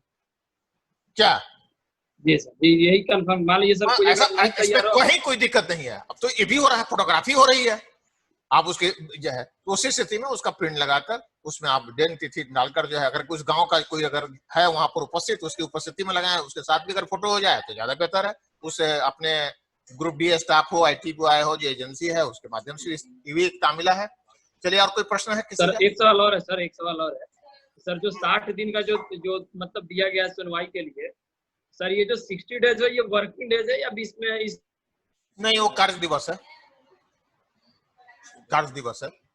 चलिए, और मनीष जी का कोई प्रश्न लगता है? हाँ, अनम्यूट कीजिए, बोलिए बोलिए मनीष कुमार, क्या प्रश्न आपका? किधर गया? हेलो, चलिए, और कोई प्रश्न है आप लोगों का? अच्छा, फिर मनीष जी आपसे जुड़ते हैं, आप दिख नहीं रहे हैं अभी। आप लोगों में से किसी का प्रश्न? अच्छा, आप लोग ये रुक्मिणी कुमारी नहीं है क्या? आपका स्क्रीन पर दिख नहीं रही है? हाँ, चलिए ठीक है। नहीं, आप लोग स्क्रीन ऑन रखिए, नहीं तो अच्छा, सुनीति सिन्हा जी, आप अपना ड्रेसअप जैसा घर वाला नहीं रखिए, अपना जो होता है वो, क्योंकि आपका वीडियो क्लास है, सब लोग देख रहे हैं, रिकॉर्डिंग भी हो रही है, कृपया आप अपने ड्रेस कोड में रहें। चलिए, रुक्मिणी कुमारी जी का ये किधर चली गई? क्या यार, पकड़ो भाई, तो भाग रही है। देख रहे हैं। हेलो, हाँ बोलिए रुक्मिणी जी, क्या प्रश्न आपका? हाँ प्रणाम सर। प्रणाम, बोलिए। कह रहे थे सर कि जैसे कोई सर रैयती जमीन है सर, और कोई यदि कोई रैयत आता है हमारे पास शिविर में और कोई रैयती जमीन है, तो वो सर कहेगा कि नहीं हमको ये बासिंदा जमीन बना दे, बसने वाला जमीन बना दीजिए सर। तो कैसे बनेगा? अगर कृषि योग्य भूमि अगर है तो बास भूमि कैसे बनेगा? बास भूमि तो उसी में जब आवास के प्रयोजन में उसके प्रयोग हो रहा है तब ना बास जी आवास के प्रयोजन नहीं सर कर रहे हैं सर, मतलब नियरेस्ट ही हो सर, मतलब कि गांव के नियरेस्ट ही है, और उसको बोलेगा कि हमको बासिंदा दीजिए। ऐसा यहाँ सर्वे में नहीं रेंट को लेकर के सर, जैसे इसमें ऐसा नहीं होता है। चकबंदी एक्ट में प्रावधान है कि जो आबादी क्षेत्र है उसके 100 मीटर की परिधि में उसको बास भूमि के रूप में माना जाता है, जिसे चकबंदी के अंतर्गत उसकी फिरनी जमीन बोला जाता है। जी सर, जी सर। एक्ट, चकबंदी एक्ट या रूल्स में फिरनी शब्द नहीं है, चकमंदी में बोलचाल की जी सर। भाषा में फिरनी शब्द बोला जाता है जी और जी उसके सर। खतियान में भी फिरनी शब्द लिखा हुआ रहेगा, क्योंकि ओ, माना जाता है कि वो बास भूमि योग्य हो सकता है। चलिए अच्छा नेक्स्ट अच्छा क्वेश्चन। सर। सर एक क्वेश्चन और था सर। सर एक क्वेश्चन है। बोलिए क्या है? रुक्मिणी जी लगता है हट गई हैं। अच्छा ठीक है, फिर आपसे बात करते हैं, अभी समय है मेरे पास। हाँ, और कोई प्रश्न आप लोगों का? वंदना कुमारी जी दिख नहीं रही हैं। वंदना कुमारी, प्रशांत कुमार कहाँ है? प्रशांत कुमार जी,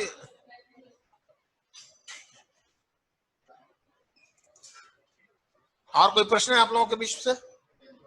चलिए आगे। ये कौन? भुवनेश सिंह। हाँ ये बसुल्ला सिद्दीकी जी प्रश्न करना चाह रहे हैं। हाँ बोलिए सिद्दीकी जी, क्या प्रश्न आपका?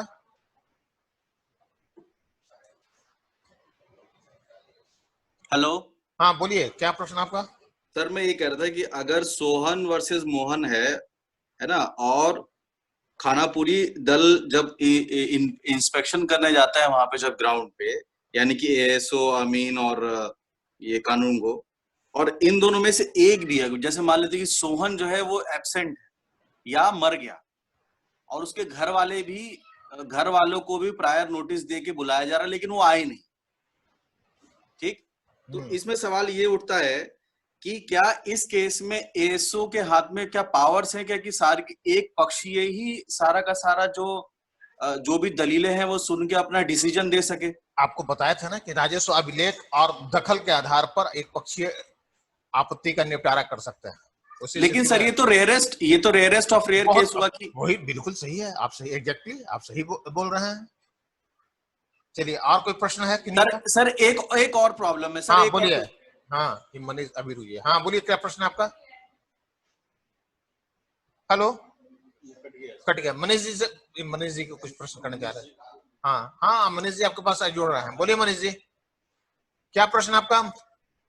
कहाँ चला गया? हेलो, आवाज नहीं आ रही है। हेलो मनीष जी, नहीं आवाज आ रही है। हाँ यार। हाँ, और कोई प्रश्न है आप लोगों के? नहीं नहीं नहीं आवाज आ रही है ना। कोई हैंड उठाएगा तब ना। हाँ किसी को है नहीं, चलिए 1 नंबर से शुरू कीजिए फिर। कोई प्रश्न है आप लोगों में? नहीं है। आप लोगों से कोई प्रश्न? ये शशि प्रसाद, हाँ बोलिए शशि जी, क्या प्रश्न आपका? धनार 1 2 3 और भीट 1 2 सर क्या है? ये पूर्व कैडेस्ट्रल सर्वे या रिवीजन सर्वे हुआ था बीटी एक्ट के अंतर्गत। उस समय लगान निर्धारण के लिए इसका था, ये भूमि का किस्म था जो 20 मन से ऊपर प्रति एकड़ अगर उपज होती है धान तो धनहर 1, 10 एकड़ से 20 एकड़ के बीच में धनहर 2, 10 एकड़ से कम धनहर 3, भीट 1 10 एकड़ से ऊपर, भीट 2 10 एकड़ से कम, ये श्रेणी बनाया गया था। उसी आधार पर खेसरा में उत्पादकता और बाजार मूल्य के आधार पर लगान का निर्धारण किया गया था। वो पहले वो थी। हाँ, और बाजार भीट क्या है सर? भीट में उपज आपका फसल के हिसाब से था, भदई और इस तरह का जो फसल लगता है उसमें है। और कैथी वर्ड कैसे पढ़ेंगे सर? एक रोज बता रहे थे कि हाँ, कैथी के लिए हम एक शेयर करते हैं आपको, लिपि का जो है वो आपको अभी तो नहीं हुआ है। अच्छा हम कर देते हैं, करवा देते हैं, दिए हैं हमारे हैं सुरभि जी, उनको दिए हैं, वो आपको शेयर कर लेंगे, तो उसे आप पढ़ के अभ्यास कीजिए। हाँ, जी पढ़ने के लिए। चलिए ठीक है, नेक्स्ट क्वेश्चन। हम लैंड पार्सल मैप सर ये बता दीजिए, भूल गए। लैंड पार्सल मैप जो खानापुरी पर्चा बनाते हैं, तो जिस रैयत का जो प्लॉट का नक्शा होता है वो लैंड पार्सल मैप है। आपको पता ना कि पारूप प्रकाशन के बाद कोई रैयत संपूर्ण गांव का भी फी देकर वो मानचित्र प्राप्त कर सकता है, पर खानापुरी पर्चा के साथ जिस रैयत का खेसरावार आप मानचित्र देते हैं वही लैंड पार्सल मैप है। चलिए नेक्स्ट क्वेश्चन। नहीं है कोई और कोई प्रश्न इसमें? नहीं है। आगे नेक्स्ट। ये गरिमा जी एक थी वो, हाँ यहाँ खगेंद्र कुमार। हाँ क्या प्रश्न है आपका खगेंद्र जी, बोलिए। आवाज नहीं आ रही है। हेलो न, हेलो नहीं आ रही है आवाज। उनकी तरफ से प्रॉब्लम है। कोई प्रॉब्लम है क्या? आप ठीक कीजिए अपना सिस्टम, आवाज नहीं आ रही है आपकी। हम इसको म्यूट हटाए हुए हैं। नहीं आवाज आ रही है, फिर आपसे जुड़ते हैं कुछ देर के बाद।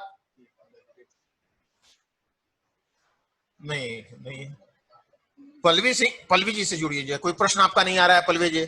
आपके द्वारा कोई प्रॉब्लम नहीं है, कंफ्यूजन?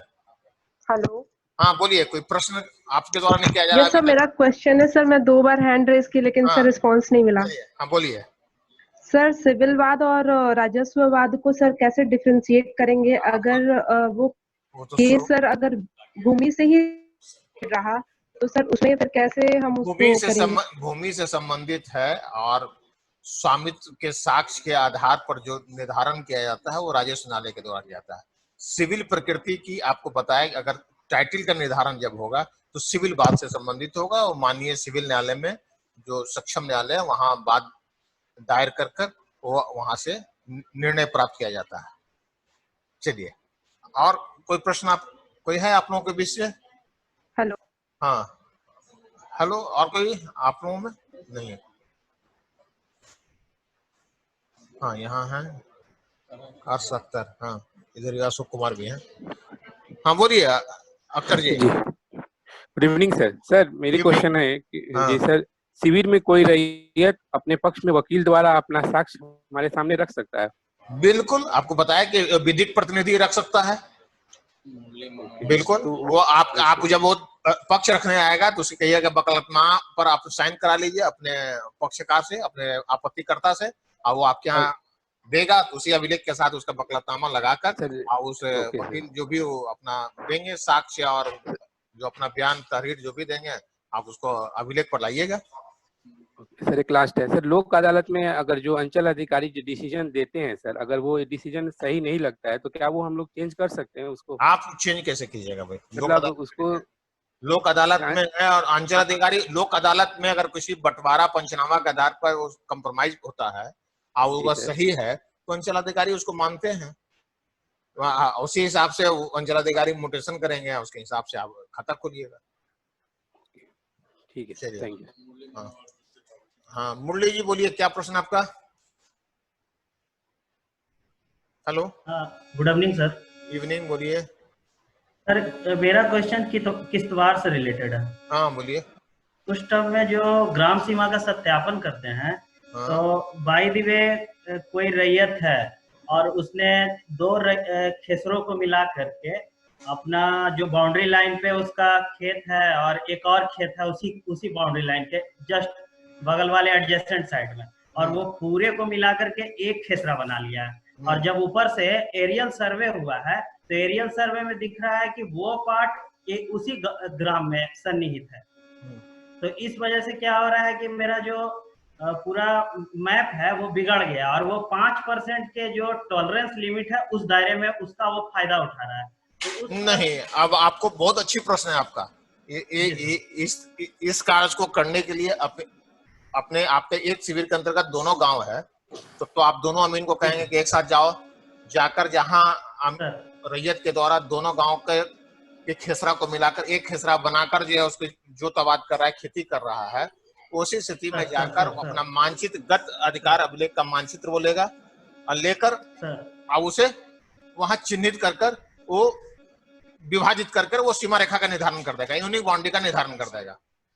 सर तो सर इसमें एक ये क्वेश्चन उठता है सर कि यदि वो बंदा जो रैयत है तो उसका उस रेवेन्यू विलेज में 2 डिफरेंट रेवेन्यू विलेज हैं, तो क्या दोनों डिफरेंट रेवेन्यू विलेज के अलग अलग खेसरा संख्या उसके लिए निर्धारित किए जाएंगे? बिल्कुल अलग अलग किया जाएगा, अलग अलग होगा, दोनों राजस्व ग्राम का अलग अलग प्लॉट होगा दोनों का कहीं। हाँ, और समझ लीजिए अगर 2 शिविर के अंतर्गत है दोनों राजस्व ग्राम तो दोनों आप अपने सटे हुए जो शिविर हैं उसके शिविर प्रभारी से बात कर लेंगे, वो भी अपने अमीन को भेजेंगे और आप भी भेजेंगे, तब जाकर वो चिन्हित कर वहां यूनिक बाउंड्री का निर्धारण करेंगे और खेसरा अलग अलग निर्माण होगा। आपको जानकारी के लिए ऐसा बहुत ज्यादा आपको पटना जिला में एक फतुहा ब्लॉक है, नाम सुने होंगे आप, और पटना सदर अंचल है, वहाँ जी अलावलपुर सर, जी सर, फतुहा ब्लॉक में ही मैं जॉब करता हूँ सर अभी वर्तमान हाँ, में। तो वहाँ आप देखेंगे कि अलावलपुर गांव है, ऐसा है और क्या इधर सर? से पटना सदर का गांव है, वहां पर जो कोई नदी वगैरह आहर पैन नहीं है, वो दोनों तरफ खेसरा था। तो रैयत क्या किए कि वो जाकर जो है एक मकान जो बना है, वो दोनों राजस्व ग्राम में मिला के मकान बना लिए। दोनों अंचल में है, आधा मकान इस अंचल में, आधा मकान उसमें है। उसी स्थिति में तो मानचित्र में तो दिखेगा, उसी स्थिति में अमीन जाएंगे और उसको मैनुअली मेजरमेंट कर कर उसको वहां विभाजित कर कर और दोनों गांव में उसका निर्माण होगा। और अमीन क्या करेंगे कि वो संबंधित रैयत से भी साक्ष्य ले लेंगे, राजस्व ग्राम, उस राजस्व ग्राम का उस प्लॉट में क्या रकबा था, बगल वाले का क्या रकबा है, मिलाकर उसकी सीमा का निर्धारण करेंगे। प्लॉट नंबर तो खानापुरी के मुताबिक अपना नंबर होगा, अलग अलग होगा। चलिए नेक्स्ट, और कोई प्रश्न आप लोगों का नहीं है? नेक्स्ट है, और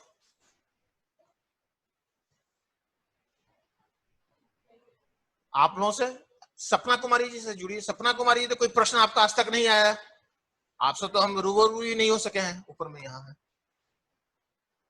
चलिए, आप लगता है कि अक्सर नहीं पार्टिसिपेट करती हैं क्या? आवाज आपकी नहीं आ रही है। हेलो हेलो, नहीं आ रहा, फिर कीजिए तो प्रोसेस। हेलो, आवाज नहीं आ रही अपने सिस्टम को।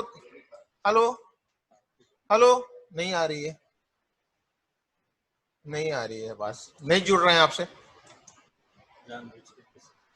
हाँ चलिए, और नेक्स्ट, गरिमा किशोर थी, प्रश्न उनका था, देखिए तो।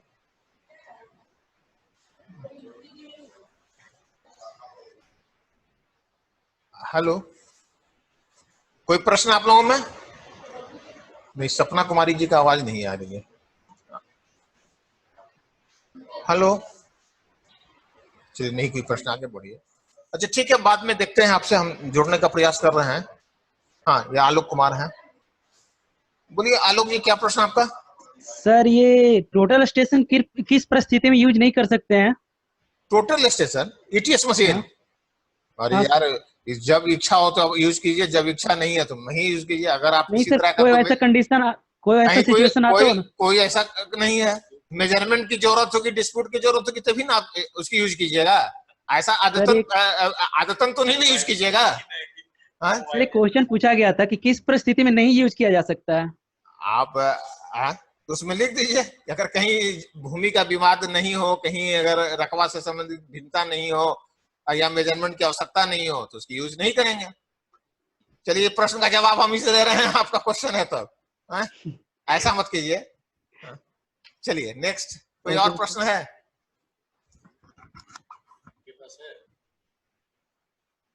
अभी नहीं है, अभी समय है, पूरी प्रश्न कीजिए। यहाँ देखिए, गौरव कुमार जी हैं, एकदम एंजॉय कीजिए आप लोग, जो है पढ़िए। और हाँ, गौरव कुमार जी बोलिए, क्या प्रश्न आपका?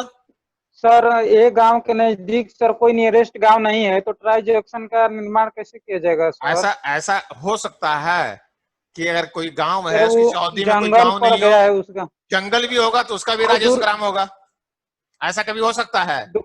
आप बहुत दूर तक गांव है, आप जमुई जिला है, बेतिया जिला है, पश्चिमी चंपारण है, वहाँ जंगल है, वहां भी एक राजस्व ग्राम है। पूरे पृथ्वी पर 1-1 इंच भूमि की मानचित्र है, आप समझ लीजिए पहले। जी सर, गांव से बहुत दूर है सर। ऐसा हो ही नहीं सकता, सटे हुए गांव तो होगा ही। अब जंगल है तो उसका भी मेजरमेंट बहुत दूर में है सर, तब उसका। अरे बाबा, ऐसा नहीं है, जमुई जिला में आपकी पदस्थापन हो जाएगी, तो जमुई जिला में तो आपका ही जमुई में मालूम है आपको, जमुई में राजस्व ग्राम कम है, और वहां का मानचित्र जो है ना 3 गुना है, 3 टाइम्स है। जितना राजस्व ग्राम है उसका 3 गुना मानचित्र है, 4 गुना मानचित्र है। एकदम बड़ा बड़ा राजस्व ग्राम है, जंगली क्षेत्रों का जो है कई सीट में है, समझिए कि 100 सीट में मानचित्र, एक राजस्व ग्राम का 119 सीट में मानचित्र है, सोच लीजिए। सर, ये दूसरा क्वेश्चन। हाँ बोलिए, क्या दूसरा क्वेश्चन? जल्दी जल्दी। सर, जो आदेश निर्गत किया जाएगा सुनवाई क्रम में, वो सर टाइपिंग क्रम में लिखा जाएगा या अपने यहाँ से ही रिटन लिखा जाएगा सर, जो आदेश निर्गत किया जाएगा वो सर? देखिए, वो आदेश फल को आप अपने लिपिक पेशकार से भी लिखवा सकते हैं, आप स्वयं भी लिख सकते हैं। अगर लिपिक लिखेंगे तो बाएं तरफ लेखापित एवं संशोधित करके विशेष सर्वेक्षण सहायक बंदोबस्त पदाधिकारी शिविर का नाम रहेगा।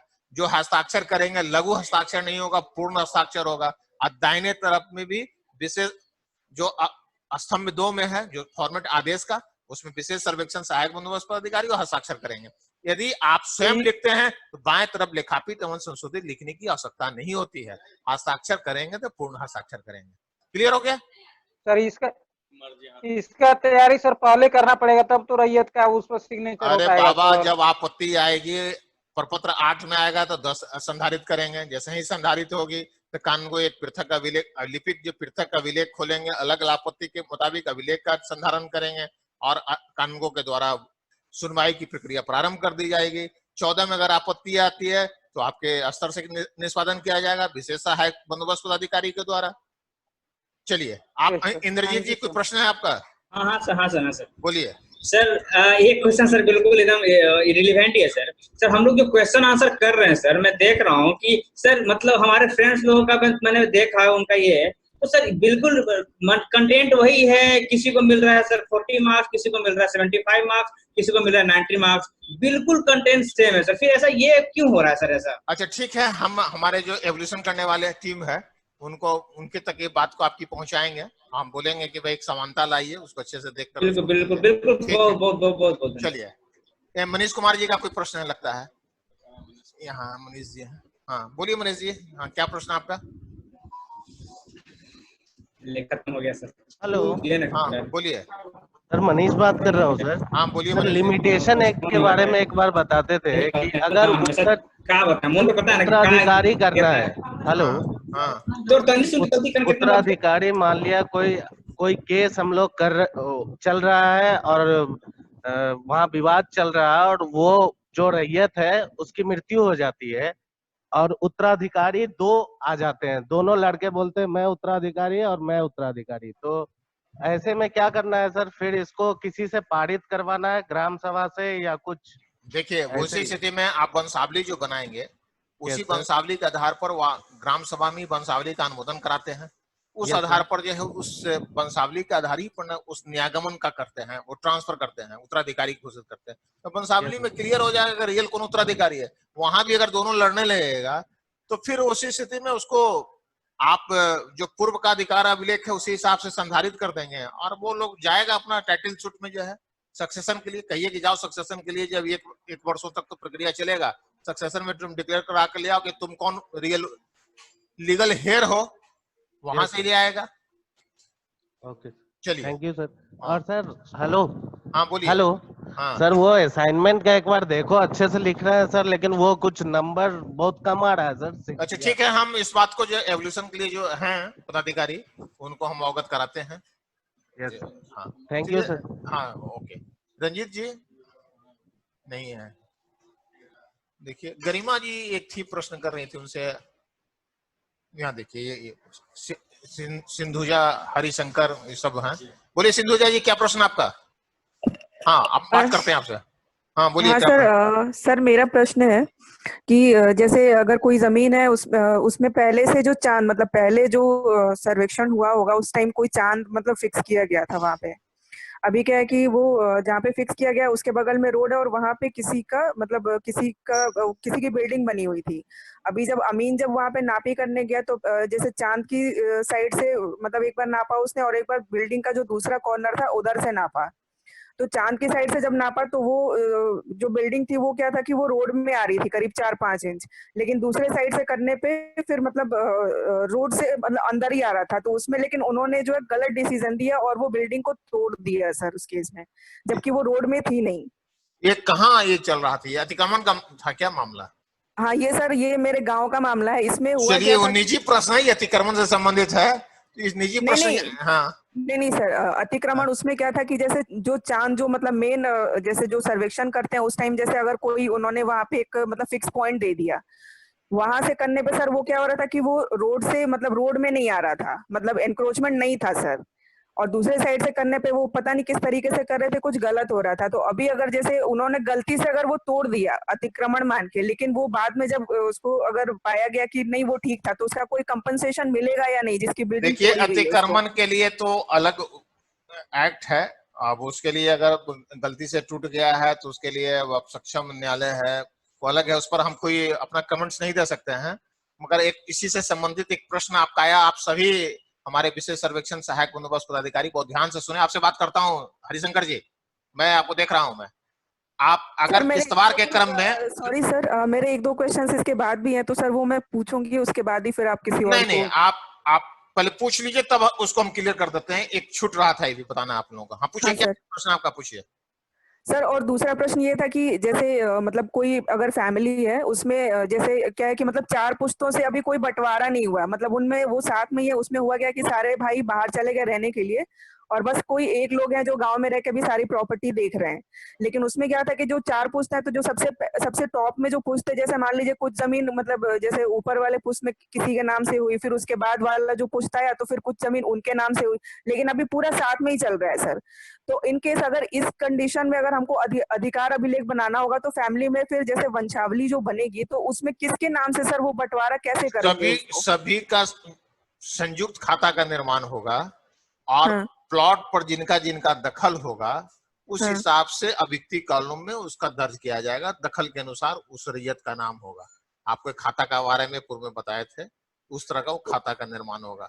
हाँ। तो उसमें सर जैसे मान लीजिए कि जो सबसे टॉप वाला पोस्ट है, तो अभी क्या है कि मतलब जैसे उनके भी वंश में आगे और उनके जैसे बच्चे या पोते पोतियां आ गए, फिर दूसरे के भी सब लोगों वंश में आ गए। उन लोगों को आप जब शुरुआत उद्घोषणा के बाद आम सभा करते हैं ना, तो उसी समय प्रचार प्रसार करते हैं कि सभी लोग जाकर अपना आपसी बंटवारा कर लीजिए, पंचनामा बंटवारा कर लीजिए, अंचल अधिकारी के कार्यालय से नामांतरण करवा लीजिए, ताकि अधिक से अधिक जो पुराने कैडस्ट्रल सर्वे में संयुक्त खाता या मिश्रित खाता है वो विभक्त हो जाए। और ये है। चलिए अब नेक्स्ट क्वेश्चन। हाँ, एक आप सुन लीजिए पहले। एक इस्तवार के क्रम में यदि मान लीजिए ट्रांजेक्शन रोड में आ जा रहा है, आप ट्रांजेक्शन लगाने गए और रोड के बीच में आ गया, तब क्या करेंगे? रोड पर तो आप पिलर नहीं लगेगा। हाँ सर। उस स्थिति में क्या होगा?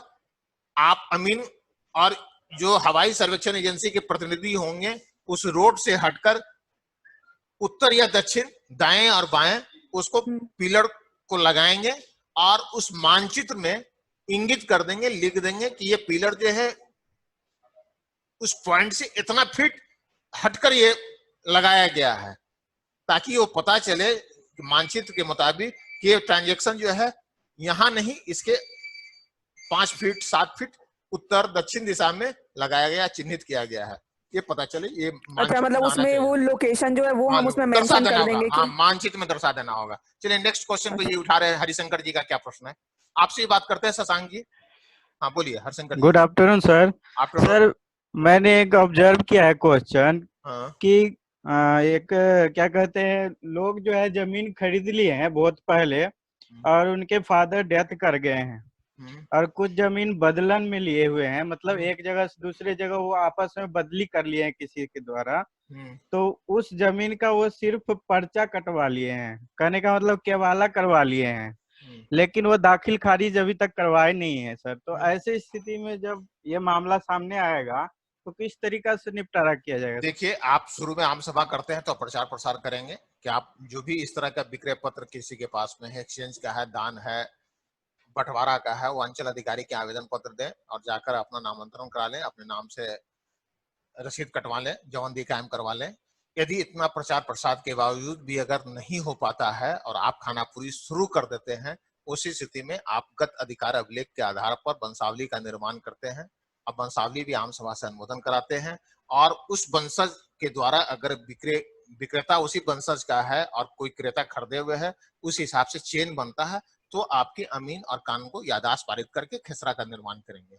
मगर ये एक्सेप्शनल केस है, अधिक से अधिक प्रयास करना है कि अंचल अधिकारी दाखिल खारिज कर दें, ताकि आपको कम से कम विवाद झेलना पड़ेगा, क्योंकि अंचल अधिकारी की यहाँ पंजी 2 होती है और सभी को सूचना करके करेंगे, तो एक बार वहां हो जाएगा तो आपके यहाँ एक रिव्यू के रूप में आपके यहाँ आएंगे लोग, आप समझ लीजिए, तो इसी स्थिति में कठिनाई कम होगी। चलिए नेक्स्ट। ऐसी स्थिति में सर जिससे खरीदा गया है वो जमीन, वो आदमी अगर आपत्ति दे उस पर, दावा पेश करे, तो क्या हो सकता है? कैसे आपत्ति करेगा? वो सेल्डेड हो चुका है, अगर आपत्ति करता है तो उसी को तो सुनवाई में आपको निर्णय लेना है। ठीक आप इसी के लिए तो सक्षम पदाधिकार हैं। ये राजस्व न्यायालय का मामला है, आप विचारण कीजिए, आप उसको देख कर जो आप आदेश पारित कीजिए। अगर आपके आदेश से अगर क्षुब्ध होंगे तो अंतिम प्रकाशन के बाद प्रपत्र 21 में आपत्ति करेंगे। नेक्स्ट कोई क्वेश्चन? Thank you. चलिए अली जी आगे बढ़िए। और कोई है प्रश्न आप लोगों से? नहीं है। एक नंबर पेज पर नहीं गए अभी आप लोग। हाँ बोलिए, कोई प्रश्न है? ये गरिमा किशोर जी हैं, बहुत दिनों से इंतजार कर रही थी, आप ही को ढूंढ रहे थे। चलिए गरिमा जी, आपका क्या प्रश्न है? Thank you sir, last time में मैं अनम्यूट नहीं हो पाई थी। हाँ बिल्कुल, इसलिए मेरे ध्यान में थी आप। हाँ चलिए। Thank you sir. Sir draft publication में मोजैकिंग का क्या मतलब होता है? अरे वो मानचित्र जो होता है ना, जब इस तरह से आप देख रहे होंगे, मानचित्र है, एक प्लॉट है, ये प्लॉट है, तो मान लीजिए कि उसका मेजर भाग इस सीट में है और छोटा इधर है, तो दोनों मिलना चाहिए ना। एक रेखा जो आएगा प्लॉट इस तरह से, वो मिलना चाहिए, टैली करना चाहिए, उसको मोजैकिंग कहते हैं। ये आपका एरियल एजेंसी का काम है। ये गांव का 3-4 सीट में, एक सीट में भी हो सकता है। अगर 500 प्लॉट का है तो एक में आ जाएगा, 1000 से ज्यादा अगर होता है तो दूसरे सीट में जाता है, तो उसी स्थिति में उसको मिलाता है। वो एजेंसी एरियल एजेंसी का काम है, जनरली वो आपका नहीं है। तो उसको मिलान के करने के क्रम में उसको जब आप विश्रांति में जाएगा मानचित्र, तो आपके अमीन जो है और एजेंसी की भी रहते हैं, उसको मिलान करके देख लेते हैं कि सही से मिल रहा है कि नहीं, उसका रकबा मिल रहा है कि नहीं, खेसरा पंजी में जितना रकबा है और उस प्लॉट को मेजरमेंट करने पर मानचित्र में मिलता है कि नहीं। ये सब काम विश्रांति में जांच में किया जाता है, तभी ना प्रकाशन कीजिएगा। जितना का मानचित्र उनका उस प्लॉट का रकबा है मानचित्र में, वो आपका उस प्लॉट का अधिकार वेब लेख में भी होना चाहिए, मिलना चाहिए, दोनों टैली होना चाहिए। अभी भी आप देखी होंगी, सुनने में आया होगा आपके गांव में जो बुजुर्ग होंगे कि मानचित्र अधिकार अभिलेख 10 डिसमिल का है, नक्शा 8 डिसमिल का है। अगर नक्शा 10 डिसमिल का है, अधिकार अभिलेख 8 डिसमिल का है, तो जो मानचित्र होता है वही प्रिवेल करता है, उसे ही सही माना जाता है। बहुत सी हमारे माननीय जो न्यायालय है उनका भी आदेश है और व्यवहारिक में भी यही है। चलिए नेक्स्ट। सर एक और क्वेश्चन था कि सिविलवाद और भू राजस्ववाद आपने बताया, तो आपको बता चुके हैं शुरू में। सर नहीं, तो क्या ये दोनों केसेस हम लोगों को डील करना नहीं? सिविलवाद जो है, सिविलवाद की प्रकृति की जो बात आएगी वो सिविल न्यायालय में होती है। आप भूमि से संबंधित, लगान से संबंधित जो राज्य सरकार के अधिनियम के अंतर्गत जो एक राजस्व पदाधिकारी को अधिक शक्ति दी गई है, वो राजस्व न्यायालय में उसकी विचारण की जाती है। आप समझ लीजिए पहले। हाँ ये है। चलिए नेक्स्ट क्वेश्चन। सर एक और क्वेश्चन था मेरा। बोलिए।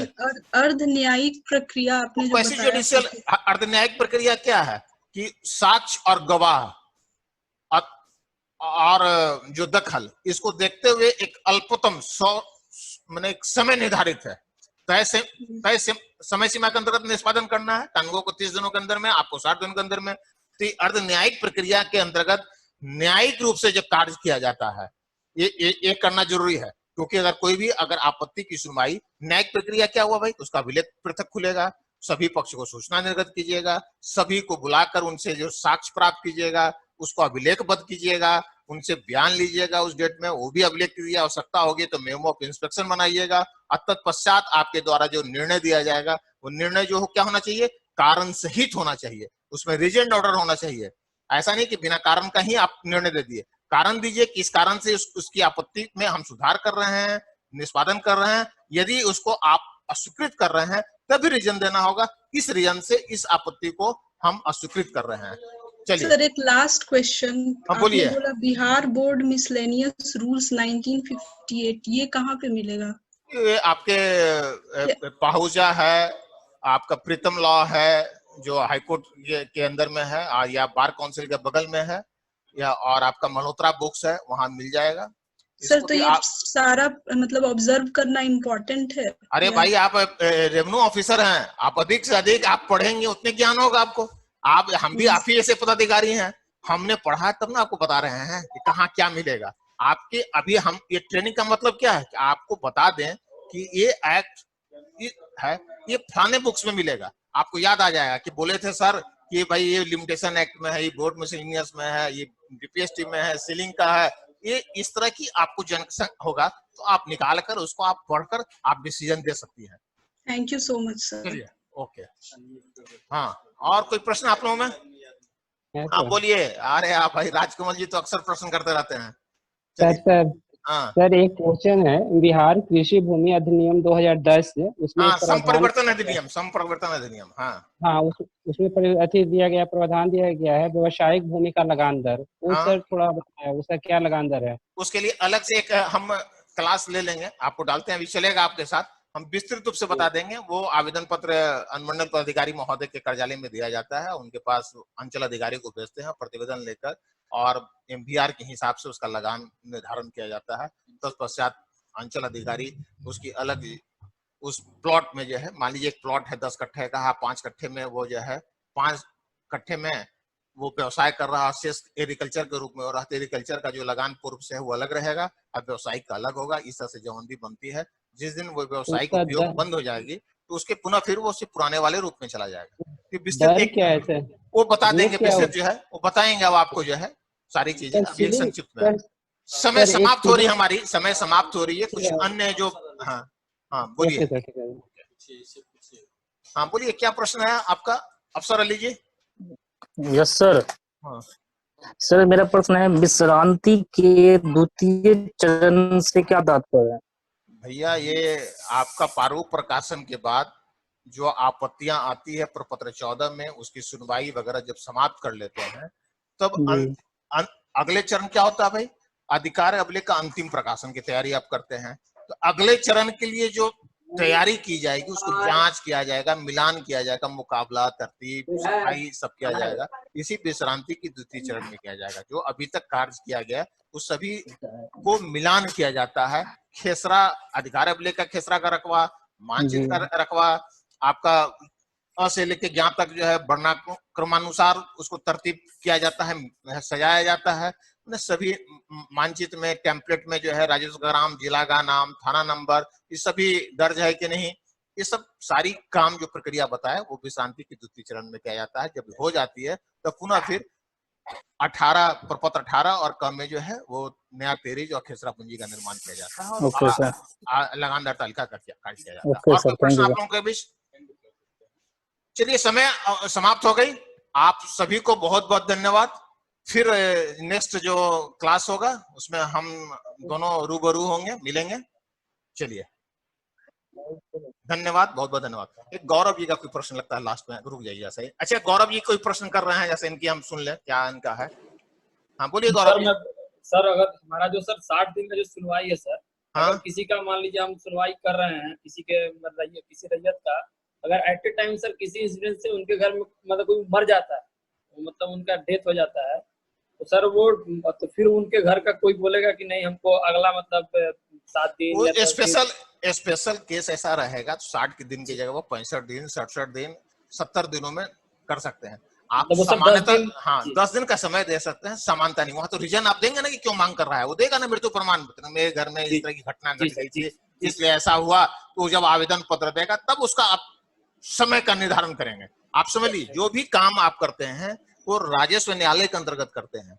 जो डेट डालेंगे, अगर एक बार डेट डाल दिए तो उसको आप बदल नहीं सकते हैं। एक बार डेट अगर डाल दिए, आज अगर डेट है मान लीजिए कि आपने सुनवाई के लिए डेट नेक्स्ट रखा 20 मई, तो आप किसी के रिक्वेस्ट पर वो 15 मई को नहीं सुन सकते हैं। एक बार अभिलेख पर जो तिथि निर्धारित कर दिए गए वो समझिए कि ब्रह्मा का लकीर हो गया, वो नहीं बदल सकता है।